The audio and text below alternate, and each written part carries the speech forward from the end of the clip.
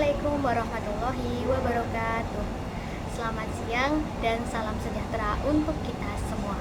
Halo semuanya, perkenalkan saya Nur Sanata, mahasiswa dari PBG Calon Guru Universitas Indraprasta PGM. Sebelum memulai, saya punya pantun nih, dengerin ya. Jalan-jalan bersama Pak Maman, jangan lupa membeli bawang seprapat. UTS sudah dekat, jangan lupa tetap semangat. Peserta didik dan pembelajarannya, UTS-nya adalah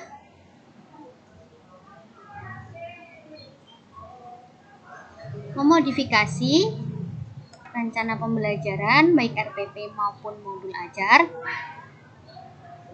Berikut ini merupakan lampiran modul yang diberikan oleh guru pamong dari SMA Negeri 38 Jakarta.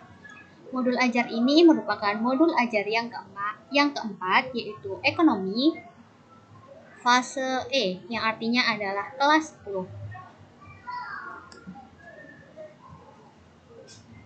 Terdiri dari informasi umum, komponen inti, tujuan pembelajaran, kemudian adalah kegiatan tujuan pembelajaran. Selanjutnya, ada pertemuan ke-1 sampai dengan ke-4 beserta kegiatan pembelajaran dimulai dari pendahuluan, kemudian kegiatan inti, dan juga kegiatan penutup. Nah, setelah kita lihat secara lengkap modul ajar, maka selanjutnya kita akan melakukan modifikasi.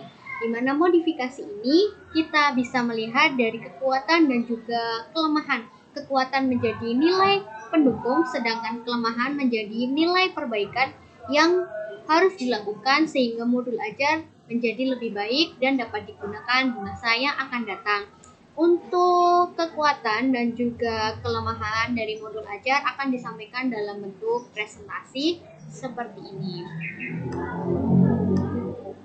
Yang pertama, kelebihan dari modul ajar adalah struktur yang terorganisir, di mana ada informasi umum, kemudian pembagian yang jelas dari informasi umum dan juga kegiatan pembagian secara jelas menyebabkan alur yang terarah, sehingga guru bisa mengajar secara sistematis dan juga efisien. Untuk struktur yang terorganisir mulai dari informasi umum bisa dilihat di sini. Bagian A di sini secara lengkap ada kode modul, kemudian penyusun tahun sampai mode pembelajaran yaitu tatap muka. Kemudian untuk pembagian secara jelas itu terdiri di sini, yaitu adanya tujuan, kemudian ada pertemuan mulai dari pertemuan pertama hingga keempat, ada jam pelajarannya, dan juga waktu 1 jam pelajarannya adalah 45 menit.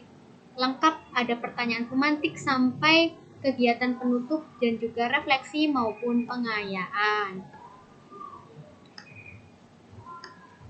Selanjutnya, kekuatan dari modul ini adalah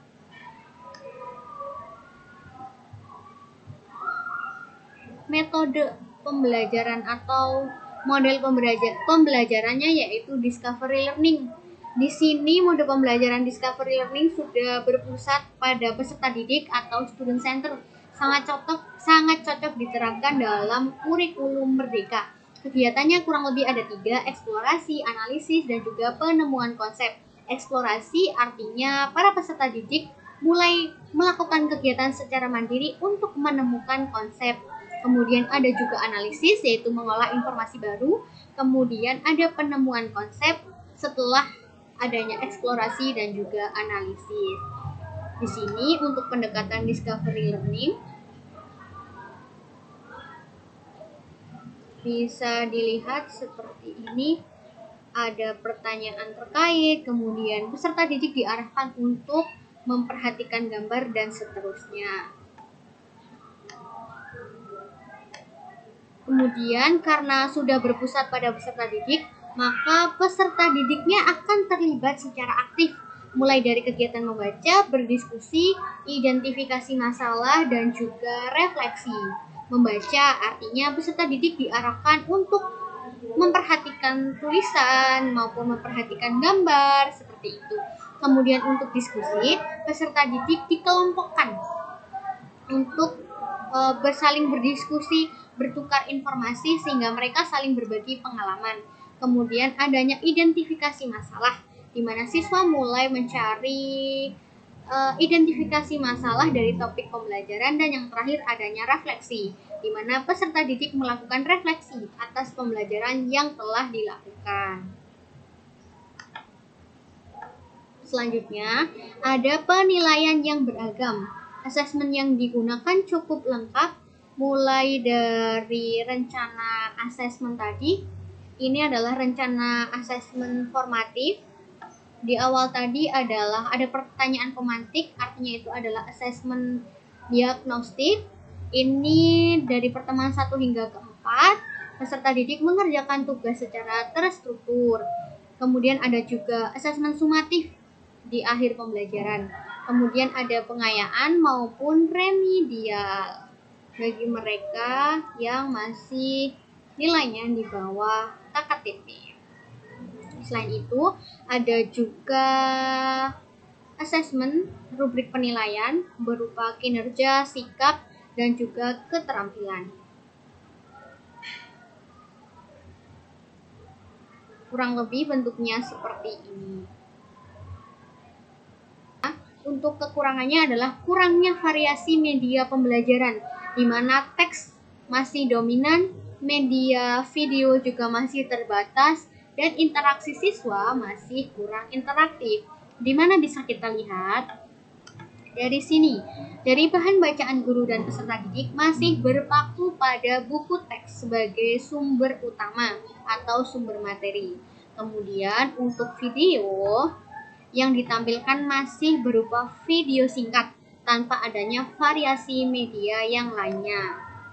Kemudian, meskipun tadi peserta didik diarahkan untuk melakukan eksplorasi, kemudian ada penemuan konsep baru dari metode discovery learning, ini menyebabkan peserta didik kurang berinteraksi seperti itu dengan rekan-rekan yang lainnya, meskipun sudah student center atau berpusat pada peserta didik. Sebagai contoh misalnya, pada bagian langkah 2 identifikasi masalah, di sini terlihat bahwa peserta didik diarahkan untuk memperhatikan gambar.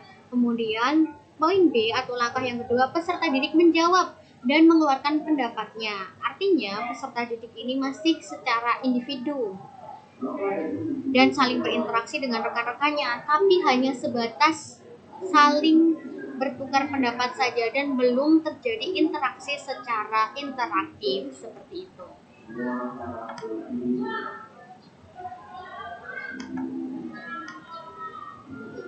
Nah, tadi sudah dijelaskan bahwa kekurangan selanjutnya adalah terbatasnya interaksi sosial dan kolaboratif. Di situ masih adanya diskusi yang terbatas, hanya dalam kelompok kecil tanpa proyek, misalnya antar bangku, teman sebangku, depan belakang, seperti itu. Kemudian hanya fokus pada individual. Sebagian besar tugas masih bersifat individual, sehingga kurang mendorong adanya kerjasama tim. Nah, di sini tugas individual itu masih dalam bentuk rencana asesmen berupa tugas terstruktur, di mana peserta didik diminta untuk mengerjakan dari buku teks. Nah, selanjutnya minimnya gotong royong, di mana karena kurangnya aktivitas berkolaborasi bersama, maka para peserta didik maupun siswa kurang berinteraksi, sehingga gotong royong belum terlihat. Selanjutnya, kurangnya penguatan pada konsep nyata. Contohnya masih bersifat abstrak, kemudian minim studi kasus, dan juga kesulitan kontekstualisasi. Di sini bisa dilihat konsepnya cenderung abstrak tanpa contoh konkret dari kehidupan sehari-hari. Karena hanya berpaku pada buku teks, maka hanya bersifat teks saja, sehingga siswa atau peserta didik belum bisa membayangkan. Sebagai contoh, guru hanya memberikan pertanyaan terkait sistem pembayaran uang dan selanjutnya. Nah, di sini peserta hanya diminta untuk memperhatikan gambar, hanya gambar. Kita memperhatikan gambar, belum tentu kita memahami apa yang sedang terjadi di gambar tersebut. Kemudian masih minimnya studi kasus. Nah, di sini baru diarahkan ke video saja. Sebagai contohnya, di video adalah pertemuan kedua. Sedangkan saya mengambilnya hanya pertemuan satu saja, seperti itu. Kemudian adanya kesulitan kontekstualisasi.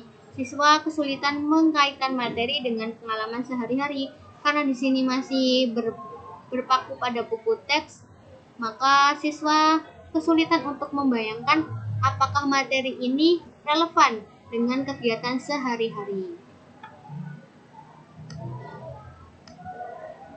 Nah, setelah kita analisis kekuatan dan juga kelemahannya, ada beberapa rekomendasi perbaikan. Yang pertama adalah variasi media, yang kedua adanya aktivitas kolaboratif, yang terakhir adanya contoh nyata. Nah, di sini saya mengambil ketiga poin ini untuk modifikasi modul ajar yang saya buat. Mulai dari variasi media, kemudian aktivitas kolaboratif, dan juga contoh nyata.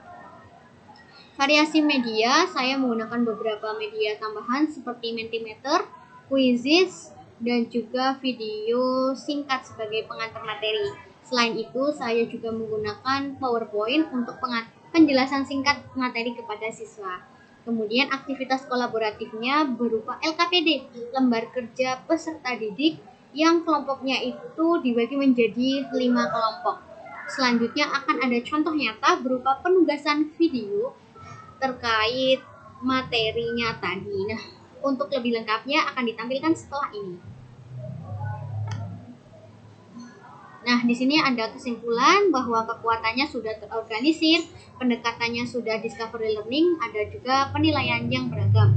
Selanjutnya, kelemahannya kurangnya variasi media, interaksi sosial yang masih terbatas, dan juga minimnya contoh nyata. Maka untuk perbaikannya, pertama, fokus peningkatan pada media, kemudian adanya aktivitas kolaborasi, dan juga kontekstualisasi materi. Dan untuk berikut ini adalah hasil akhir dari modifikasi modul ajar 4 ekonomi SMA atau MA fase E.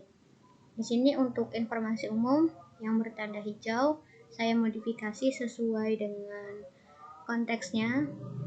Seperti penyusun adalah saya. Kemudian alokasi waktu saya hanya mengambil 1 kali pertemuan yang artinya 2 JP. Kemudian model pembelajarannya saya modifikasi dari discovery learning menuju project based learning. Selain itu, sebelumnya di sini adalah kompetensi inti, saya ubah menjadi capaian pembelajaran dan diturunkan dari fase capaian pembelajaran ekonomi. Kemudian untuk tujuan pembelajarannya terdiri dari 2, yaitu menjelaskan konsep sistem pembayaran dan juga memahami uang sebagai alat pembayaran. Saya hanya mengambil pertemuan ke-1 saja untuk yang dimodifikasi sehingga jam pelajarannya adalah 2 JP dikali 45 menit. Untuk pertanyaan pemantik masih sama, persiapan pembelajaran berupa asesmen diagnostik dan juga bahan ajar. Bahan ajar yang digunakan adalah buku ekonomi, kemudian PowerPoint. Di lampiran sudah tertera link yang menuju bahan ajar tersebut. Mulai dari kegiatan pembelajaran yang pertama yaitu pendahuluan, saya memodifikasi di mana yang semula hanya menanyakan kabar dan mengecek kehadiran secara manual, saya kolaborasikan dengan teknologi yang dinamakan Mentimeter. Termasuk juga apersepsi serta memberikan gambaran tentang sistem pembayaran dan juga uang. Berikut ini ditampilkan terkait Mentimeternya. Kurang lebih bentuknya seperti ini. Jadi nanti ketika siswa mengeluarkan mengemukakan pendapatnya akan tampak seperti ini. Ini adalah contoh ketika dipresentasikan.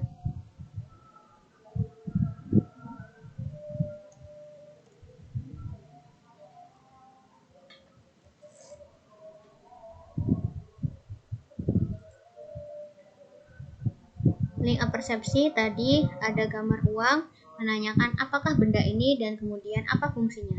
Dan jadi ketika siswa menuliskan pendapatnya di sana akan muncul secara sistematis di sistem.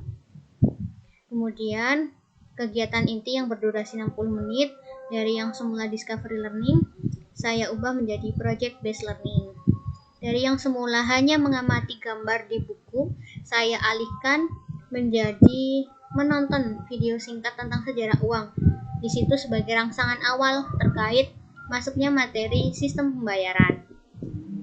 Setelahnya akan ada bahan ajar berupa PowerPoint, dapat disaksikan di link berikut ini. Presentasi ini hanya sebagai pengantar saja, bukan guru yang mengambil alih. Kemudian setelahnya peserta didik diminta untuk saling bertukar pendapat, kemudian mengajukan pertanyaan dan memberikan tanggapan terhadap materi. Kemudian langkah yang kedua berupa pembentukan kelompok dan juga identifikasi masalah. Terdiri dari 5 langkah. Yang pertama, menggunakan spinner of wheels. Jadi peserta didik dibagi menjadi 5 kelompok secara acak menggunakan sistem diputar. Tujuannya apa? Untuk pembagian kelompok yang adil dan merata. Bagaimana bentuk spinner?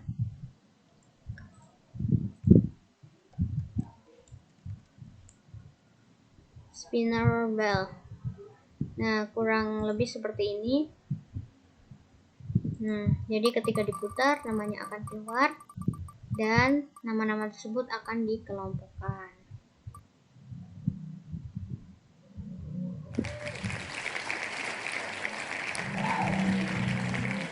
Selanjutnya, setelah terbentuk kelompok, akan diarahkan oleh guru agar saling duduk bersama untuk bersiap diskusi yang terstruktur. Selanjutnya, guru memberikan arahan terkait LKPD. LKPD ini berisi tugas untuk mengidentifikasi uang sebagai alat pembayaran mulai dari pengertian, fungsi, jenis, dan juga syarat-syaratnya, serta contoh konkret untuk setiap kategorinya. Untuk LKPD-nya terlampir di belakang. Nah, yang terakhir, penugasannya adalah berupa video yang menganalisis mengenai pembayaran non-tunai. Jadi pembayaran untuk di era sekarang sudah terbagi menjadi 2, tunai dan juga non-tunai. Tunai diidentifikasi melalui kegiatan LKPD, sedangkan pembayaran non-tunai ini diidentifikasikan dan dipresentasikan di minggu depan berbasis video. Sebagai contoh, misalnya peserta didik sedang nongkrong atau berkumpul bersama teman-temannya. Pembayaran non-tunai ini diaplikasikan dengan barcode QRIS misalnya, penggunaan Dana, ShopeePay, dan lain sebagainya. Di situ peserta didik akan mulai mengenali pembayaran non-tunai. Selain itu, guru juga memberikan arahan bahwa dalam video tersebut perlu diidentifikasi mengenai masalah maupun tantangan terkait dengan konsep sistem pembayaran non-tunai. Dan yang terakhir, kegiatan penutup berupa refleksi materi. Peserta didik akan ditanya apakah sudah memahami dan bagaimana pembelajaran hari ini, serta di akhir sesi sebelum penutupan akan diadakan kuis. Kuisnya berbasis Quizizz. Tujuannya apa? Untuk memberikan umpan balik secara langsung. Berikut ini adalah tampilan Quizizz-nya.